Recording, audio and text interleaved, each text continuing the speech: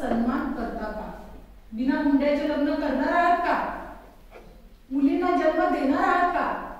अहो तुम्ही 21व्या शतकातले पोरं आहात. माझा ज्याला मी देव माणूस म्हणते महात्मा ज्योतिबा फुले, आम्हाला लग्नानंतर बरेच वर्ष लेकरू झालं नाही. अनेकांनी त्यांना सल्ला दिला, ज्योतिबा तुला दुसरं लग्न करावं लागेल.